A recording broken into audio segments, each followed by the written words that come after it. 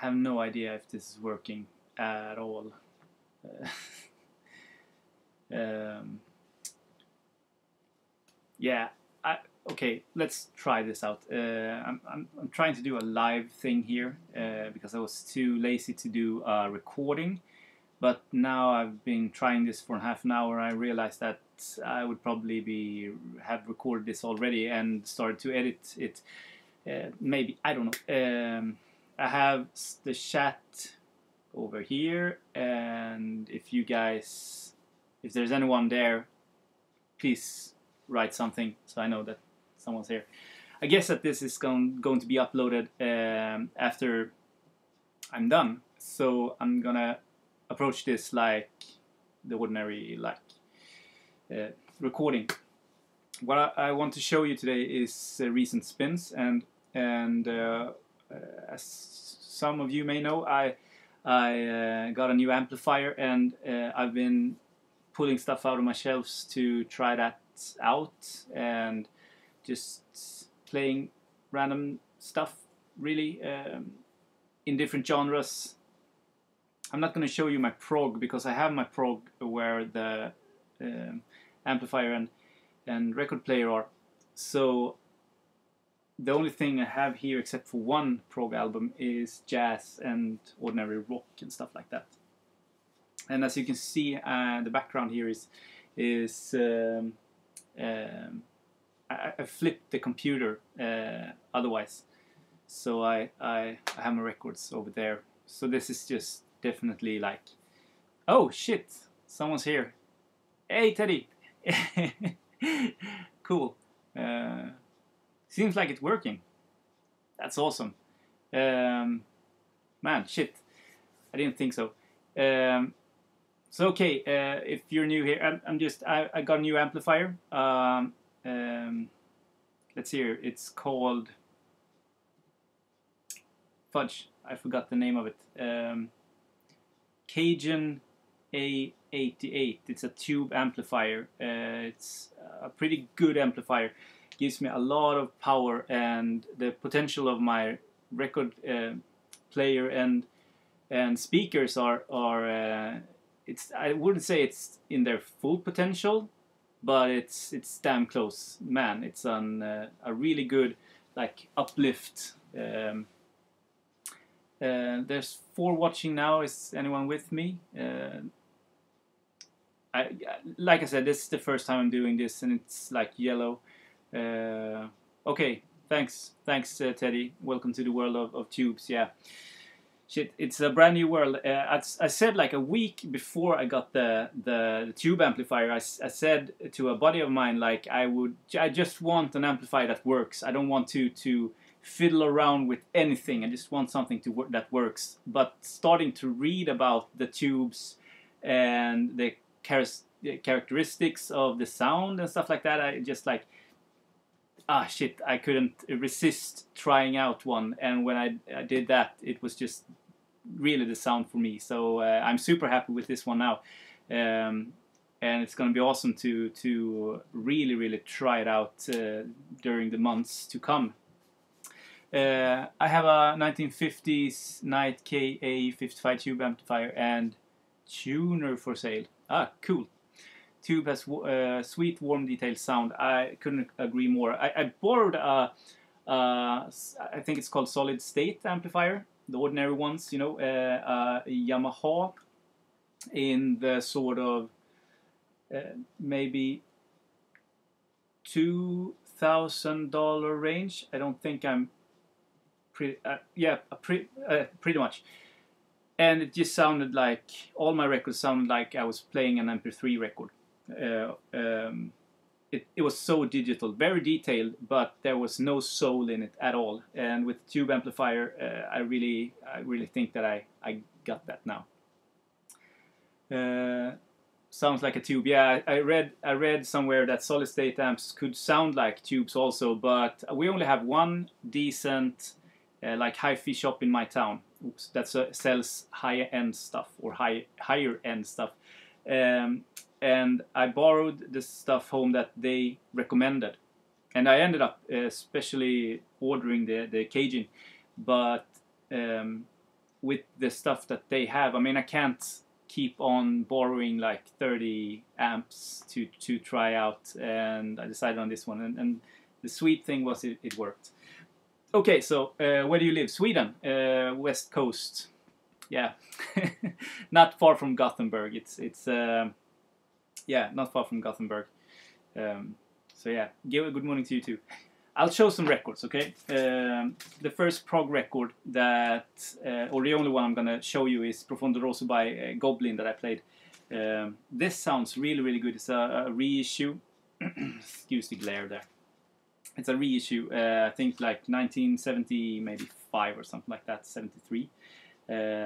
One of the, I mean, I'm a huge film buff, and the soundtracks that they do for Dario Argento is just fantastic. Yeah, really great sound for that Italian 70s cinema movement, in my opinion, and one of the best Italian bands. Also, I would love to have everything Goblin-wise on original vinyl, but it's so damn hard to find stuff like that here in Sweden.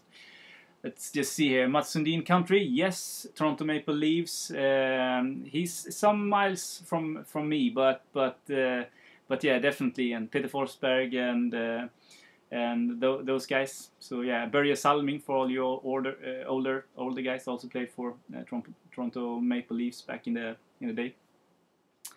Yeah, system upgrades are the great new vinyl finds. I couldn't agree more. It's so cool to pull stuff out of the shelf, and it's almost like hearing it for the first time. And I know I said that when I got a new cartridge, the Dyna Vector cartridge for my Clear Audio Concept. That actually was a recommendation from Anders in Stockholm.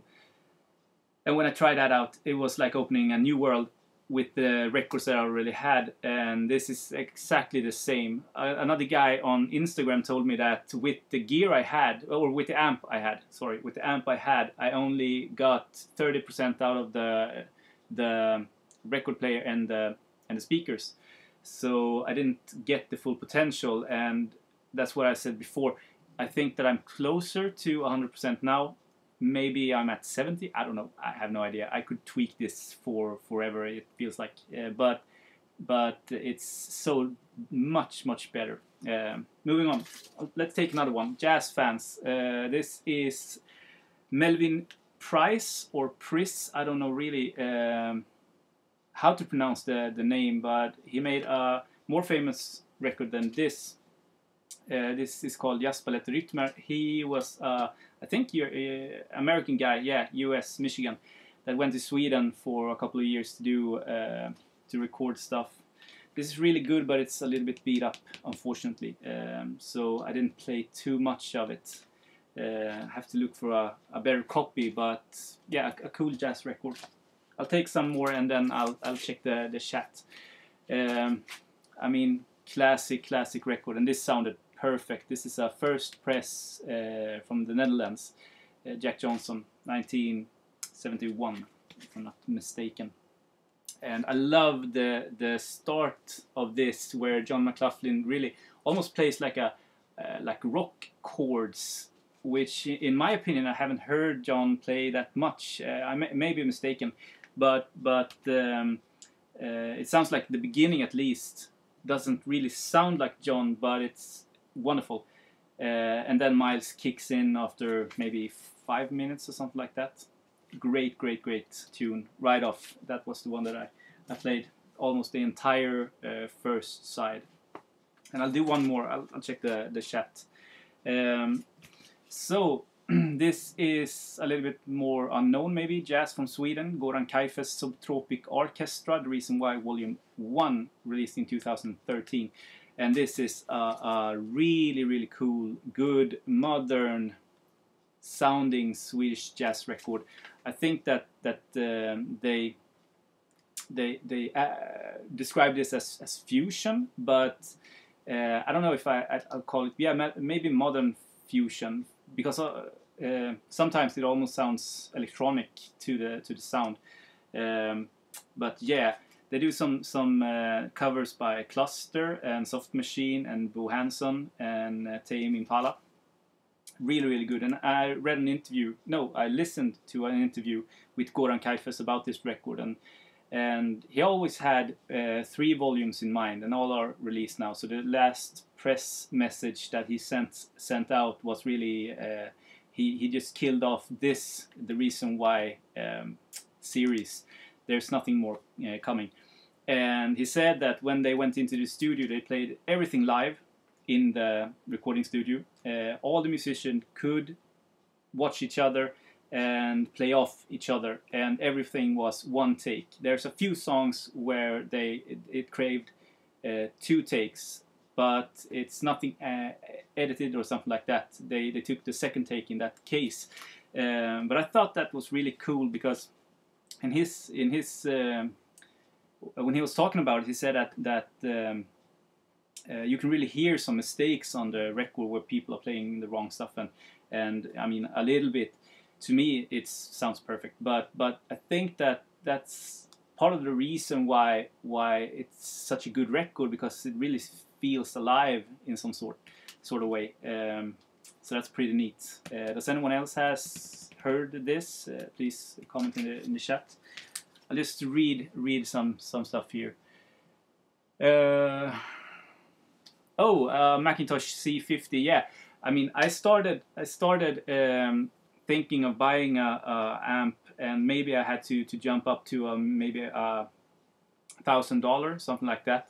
And then when I read about the different tube amps, they just got more and more expensive. And I've always said that I wanted a Macintosh amplifier. That would be the greatest thing. I've seen and heard Anders' setup, and it sounds amazing. And the Cajun that I bought, it wasn't cheap. It's not Macintosh money, but it's not cheap. But this sounds so good. International Harvesters, Sovgot Rosmarie, Mackie Markman are from Sweden. Yes, they are. And I think in two records I'll show something, and we'll talk about that later. But yeah, and Pugh Rogefeldt, ja, det är det. Absolutely. That's a good record, a really good record. Just for the fun of it, I actually have this as a mouse pad for the computer. Progressive music from Sweden, 1967 to 79. If you're a Swedish Psych and prog fan, this is the book to get. It's out of print now, so it's getting very expensive. But there's texts in English, and all the really essential records, I'd say, between those years are in here. Very good information. Once you settle into your new setup, tube rolling can be very interesting. Yes, you're correct, Teddy. I've already read about tubes that I could change to get a different sound of it, and I mean, in my opinion, when I'm listening now, I'm really happy. And the amp that I have upstairs now is a demonstration one that I got from let's say the shop. Okay, from the shop. So it's already burnt in. Plays lovely. And when I get my own, because it's being built in Germany right now, when I get my own, I'll have maybe 50 hours before it will sound the best as it can do. And I think that the one upstairs is sounding like that now. So maybe after a year or two, I'll start to check out different tubes and see if I can do something with that. And it's all fun. I mean, this is a hobby. So that's gonna be great. It's 4 p.m. in Sweden. Yeah, it's 4 p.m. in Sweden. It is. I worked yesterday and I got sick, so I got a fever and I went home and I fell asleep right away. And I woke up and I feel much better today, so that's good. It's just a week before Christmas now, so better now than later. Okay, moving on. Records. This is Albert Eiler's Spirit of Unity. Everyone knows about this. Great free jazz. And I don't know, the other ESP records that I have doesn't sound really that good. But I mean, it's free jazz, very spontaneous music. Um, it's free, not many players, but this sounded fantastic. You could hear Gary Peacock's bass perfectly upstairs, and Sonny Murray's percussion worked really, really good. And obviously Albert's playing too. That's I think a second European press, something like that. Bought it when I was in Stockholm with Anders. Got it for a great price on the Fontana label. Yeah. Maybe a French? I don't know. I have everything logged on Discog, so I mean, when I pull my stuff out and I start listening to them, the first thing I do nowadays is, because I logged everything many years ago now, and I just continue to add stuff when I buy them. And what I do now is I look them up, so I've added the records on the right pressing. Because back 5-6 years ago, when I started to add, there was a lot of stuff, I mean, pressings that wasn't there. So what I've noticed now is I've logged some of the stuff on the wrong pressings. Okay, so you talked about Trägästen, but especially Mäcky Markman, and there's also a Swedish band called Baby Grandmothers. And when people are talking about Dungen, they talk about those bands.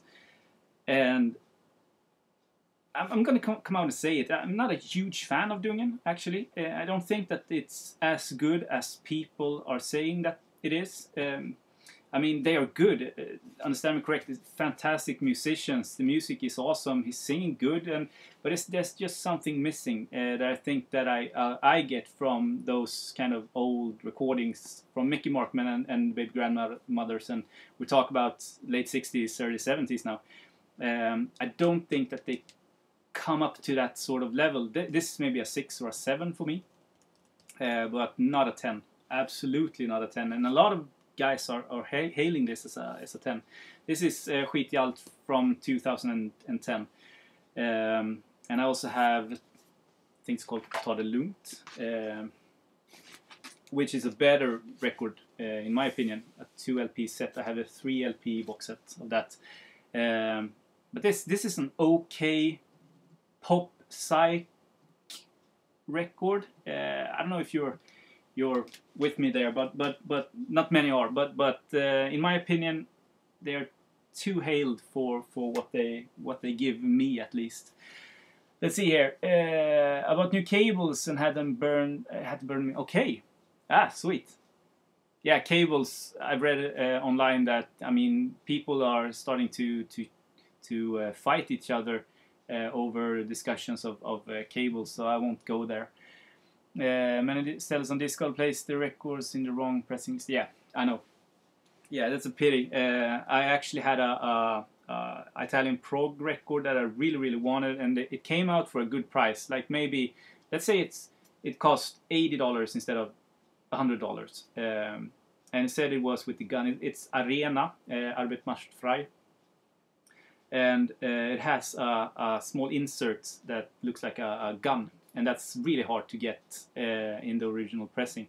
And this guy said he had a VG++ example of that record with the gun, $80. So I was like, shit, yes. So I contacted him and said, please, could you send me a picture of the record and the gun? So he did, and I noticed it was a later pressing, like a 2000 kind of pressing instead of 1973. And he said, yeah, what did you think? Do you think I have an original in this? And I said, well, list it on the right pressing, idiot. Like, it's maybe a $30 record. Okay. Also played Bill Evans Trio Saturday at the Village Vanguard.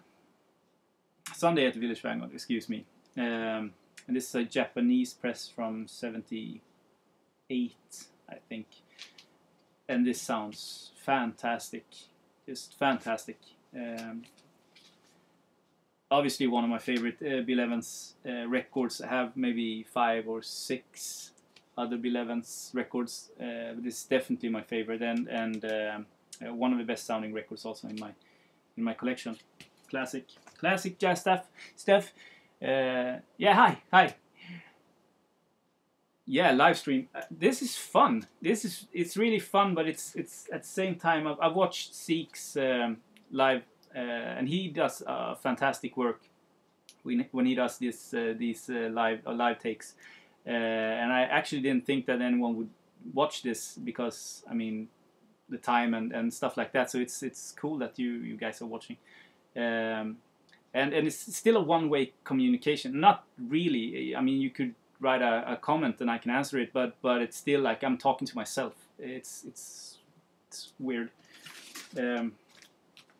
Okay, so I'll move on and ask me questions if you have anything.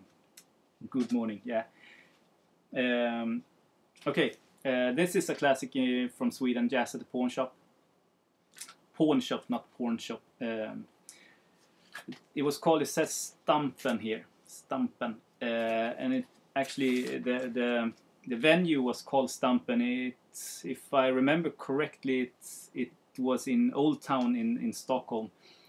And you have Arne Domnerius, Bengt Hallberg, Georg Riedel, let's say very, very famous Swedish like jazz people on this. And this is known worldwide for being one of the best sounding recorded albums ever. And I agree to some extent.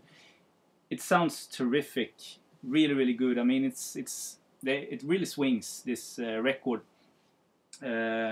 It's tight. They are great musicians, and the recording quality is fantastic also because you can hear like cups of coffee just when they take a sip of coffee and put it back on the plate. You can really hear that, or spoons going into the coffee, and people are talking in the background, and it's really, really well recorded.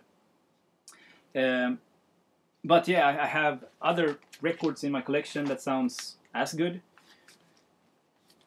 And for the music, I mean, there's a lot of jazz records that is much, much, much better than this. But it's still a good record. But don't pay like $100 for that. It's easy to find here in Sweden for a pretty good price. I think I've had like 3 copies of that, and one I sold, one I gave to a friend, and stuff like that. So, and I can look for this if you're interested in a copy. The second press is easier to find than the first press, and a lot cheaper.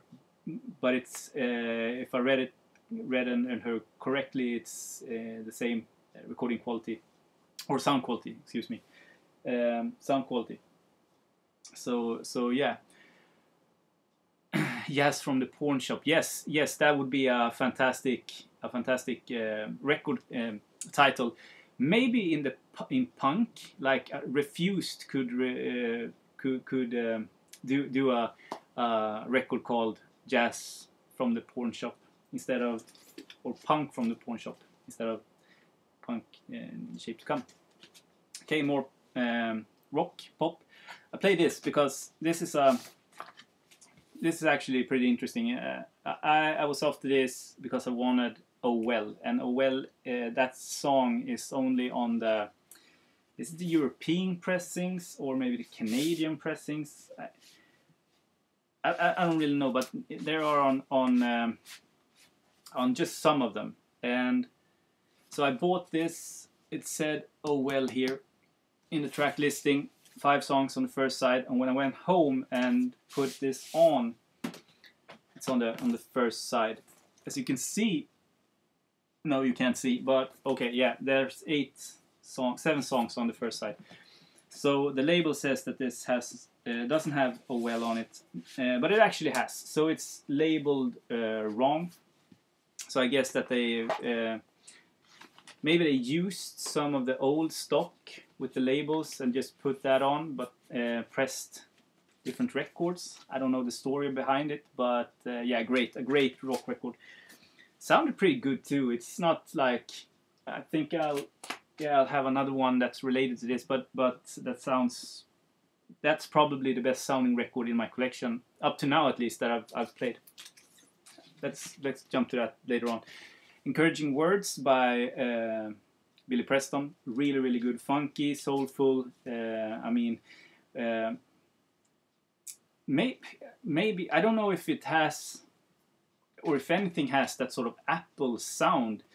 This was put out on Apple. I listened to a podcast on the reason why they made a label, and it was due to tax problems. They could do tax reductions if they had a record label.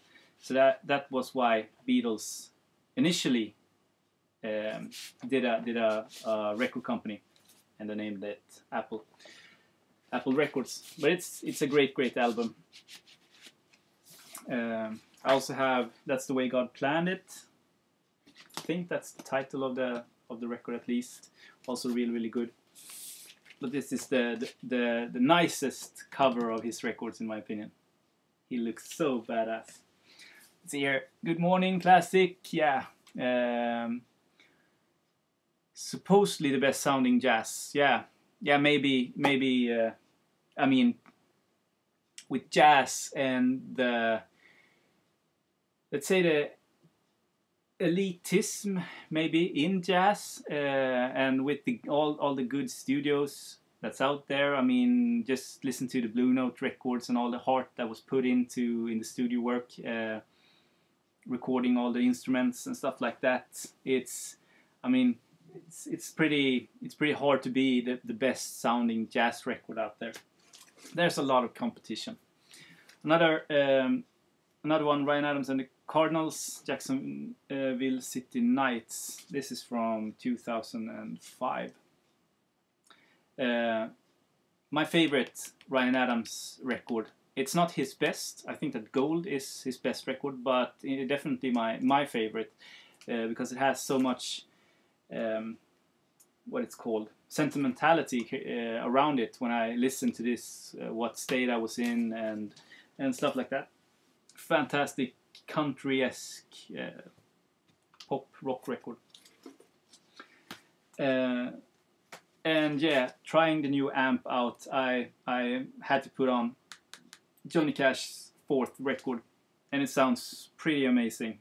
When the Man Comes Around and Hurt, the first 2 songs on the first side, play those. Really good. Fantastic. And I mean, everyone knows about this record, right? Or the American recordings. It's just so cool. The entire project is so badass. I mean, Johnny Cash and Rick Rubin working together. I can't imagine back in, 88 when the first one came out, 89 maybe, or was it the 90s, that anyone could see that coming, those two working together. And the blend of the musicians like the Heartbreakers, Tom Petty and the Heartbreakers, working with him. It's just a perfect blend for that sort of music. Fantastic. Yeah, moving on. No one have wrote anything in a while, so I hope this still works, but I'll keep talking. Automatic for the People, REM. I played this too. It's a little bit flat, this one. I don't know if it suffers from that sort of the 90s kind of mix, but you can't complain really on the quality of the pop music here. Drive, The Sun When It Sleeps Tonight, Everybody Hurts, Man on the Moon. Man, shit. What an excellent record. Some Swedish prog. Yeah, Turid, Bilder, 1974. Let's say 4. Yeah, titties. Now, Turid released her first record on Silence Records, and it was a huge hit. And she actually was invited over to that was called Vitras Visor. She was invited over to a huge company in the US to make a record deal, and she had the Swedish musicians with her.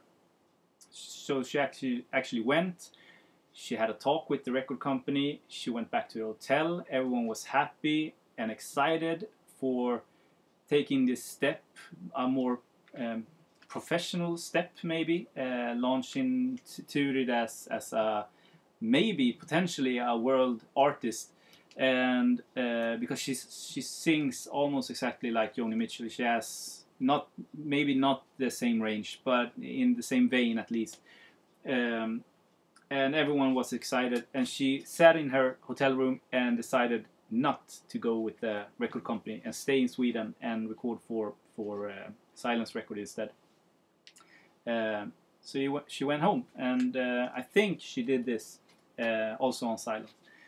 But it's kind of a cool story, because it's typical Sweden back in the beginning of the 70s. It feels like that anyway, because the youth that came from that kind of, and this wasn't just in Sweden obviously, but the youth that was brought up was really against the man. I mean, and they wanted to go back to working the earth and live in the countryside, and the progressive movement in Sweden was really much, very much so. Like Bo Hansen, he moved out to a cabin by a lake out in the woods and recorded his records over there and stuff like that. They didn't want this kind of cool big record machine working for them. Kristoffer, coolt. Live stream during Premier League football. You're crazy. I don't follow Premier League football. I'm sorry. My wife, she likes Arsenal. I don't know if they are playing now. If they are, she has something to do while I do this. Hello, Chris. Chris Basket. Cool. Let's continue. I have some stuff more. How long is this? Feels like 5 minutes, but I bet it's longer than 5 minutes, isn't it? Mahavishnu Orchestra's John McLaughlin, My Goes Beyond. Had to play this. Also sounded great with the new amplifier. Really like broaden the sound and put forward the details in all the instruments, and such a beautiful record. Fantastic. Dave Liebman, Aito Moreira, Charlie Hayden, Billy Cobham, Jerry Goodman. I mean, you can't go wrong with that sort of lineup. It's just fantastic. And sometimes I get a little tired of John McLaughlin's guitar playing. Sometimes I just feel like it's the same noodling all over again on each record. And sometimes when I put it on, it's like, man, he's really one of the greatest guitarists ever. Because it's so damn interesting. It feels like he's doing something that no one else did, or maybe I'm doing today. He has that sort of distinct McLaughlin-esque kind of sound. You can, as soon as you hear a note or two, you know that it's McLaughlin playing. I also played a Hard Road by John Mayall, Blues Breakers, and I don't know, John Mayall is not my favorite artist. I play this mainly because I think it's a late 70s press, thin on Decca, and it sounded pretty flat. Nothing interesting there.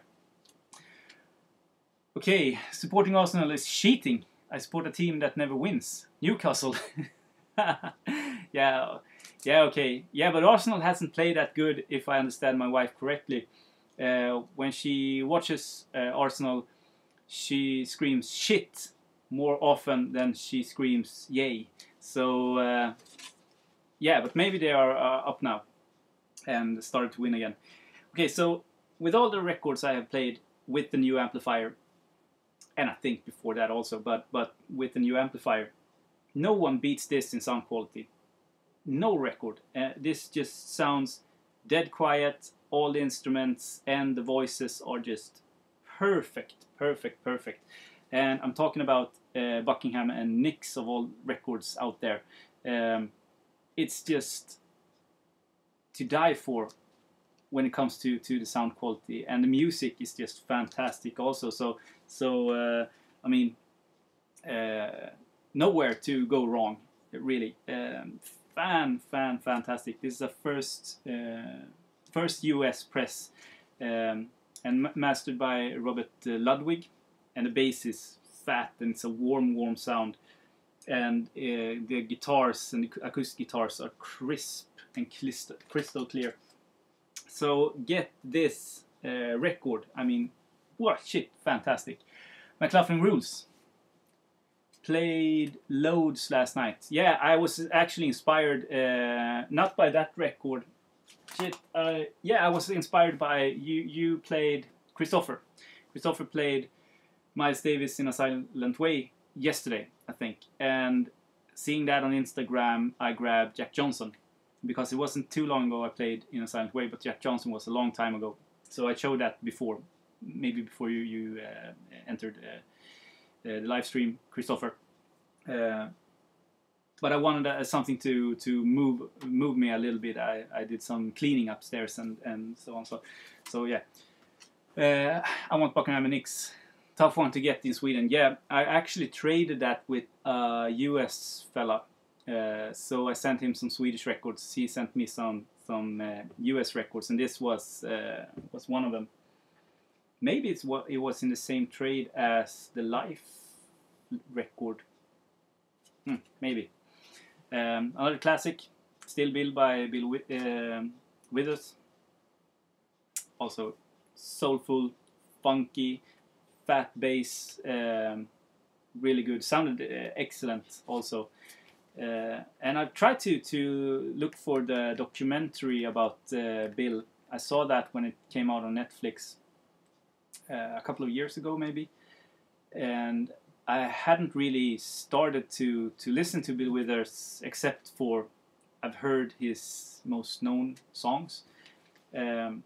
So it would be nice to see this again. The same thing goes with I called him Morgan. I watched that when it came out on iTunes, and I rented it. And after that, I've listened to a lot of Lee Morgan records, and records where with him playing on it, and I need to revisit the documentary. Maybe I saw that a year ago, something like that, but revisit it now that I have some more knowledge of the artist. Didn't know the sound quality was so good on the Buckingham Nix. Another one for the want list. Yeah, I mean, I don't know. With pressings, I mean, I've read that it's a lot of coincidence. Like you have the different plates and the different mothers, and you have you press, and then that's over. So you throw that away and you take a new one, and the last one from that is worse than the first one on this, but this is worse than the first. I mean, it's maybe you have to be kind of lucky. I have a friend of mine that at one part of his life, and this is maybe 5 years ago, he only sold Beatles records because he's a sort of a Beatles nut, and he only he tried to look for the absolute first pressings of like Sgt. Pepper, because in the Matrix, in the Dead Wax, in the Matrix number, it's very obvious exactly which pressing you have, and as close you are to the first pressing, the better sound quality for the collectors. Some of them, at least, they think so. So I don't know if that has something to do with it. Maybe I'm just have a lucky press. I don't know. It would be cool to take the Buckingham and Nix and compare it to something else. But this sounds fantastic on my turntable.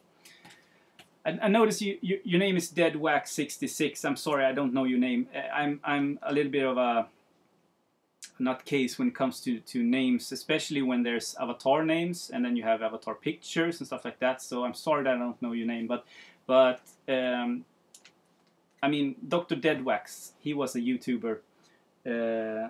Maybe all of you knows about it, but he was one of those guys who I watched like every single video that he put up. I just loved his voice and how he talked about music, and he was so nerdy about the Dead Wax information, and a true collector. like really, and he knew what he liked. And we made a sort of a trade VCLT, and he sent me a perfect copy of Joni Mitchell's Blue, with the Blake sleeve that I don't have. So yeah, I think that batch of records I got from him, I got a dead mint copy of Led Zeppelin 2 also. But yeah, Joni Mitchell's Blue, fantastic record. Not as good as everyone says. It's not my favorite. Like, it's not even on my top 50 maybe of records of all time. A lot of people hail this as maybe top 20 on the top 20 lists, but it's a good record. I like it, but it hasn't really got to me yet, and I've listened to it a lot of times. You can't love everything, right? So yeah, I think maybe this is one of the last ones. Chicago 2, 25 and 6 to 4 was the song I want to hear on the new amplifier, and this is a pretty late, like maybe late 70s European version. Sunset CBS. Yeah, I think it's a Dutch pressing. It sounded okay, better than before, but it wasn't that rich of details and everything else. I probably have these in my next vinyl finds, but I can show them also. This is the Wizards from Kansas. Reissued, I bought half price, so I think I paid like $7 for this. Fantastic record, but it's warped to shit. You can't play it, so the store said that they exchanged it or flat it for me. So let's see. I started to read a new Can book also, and I bought soundtracks. I had an original German press of this that I traded because it was in like maybe G+ condition.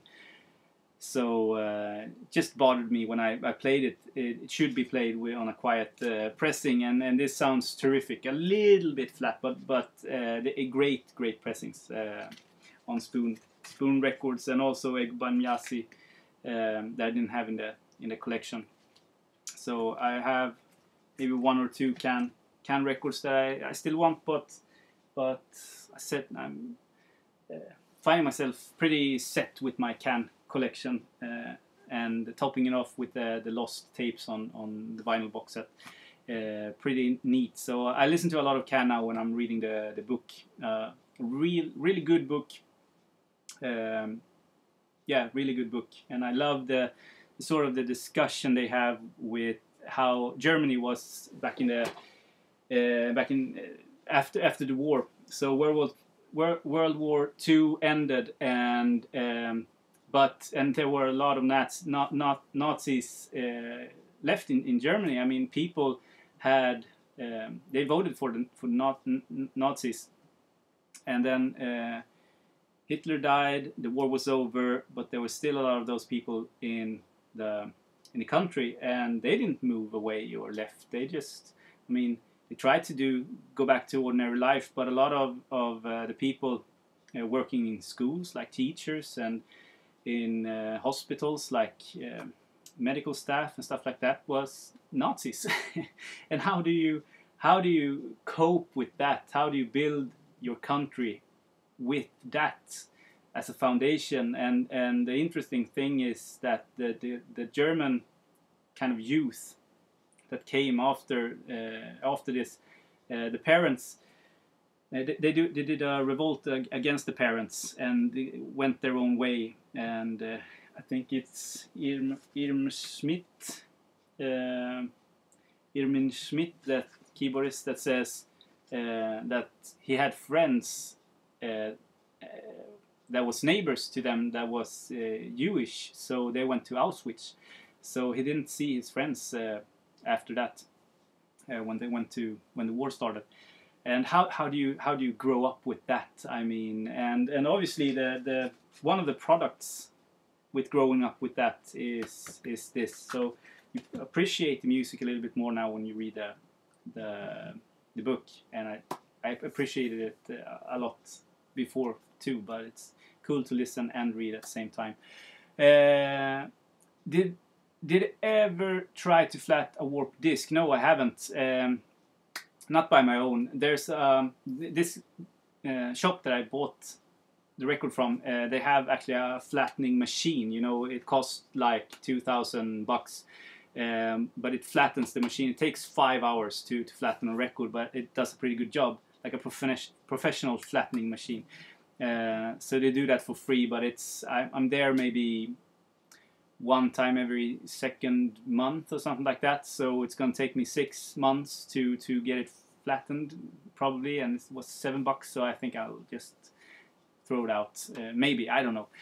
And Christopher, all good records are the best ever, but no record qualifies in the top 50, if you know what I mean. I bought the cam book too. Yeah, I know you bought the cam book. Hope you enjoy it as much as I do. I'm definitely with you. I mean, I probably have 1,000 records on my top 10, and it bothers me like hell. I was thinking the other day that I would do I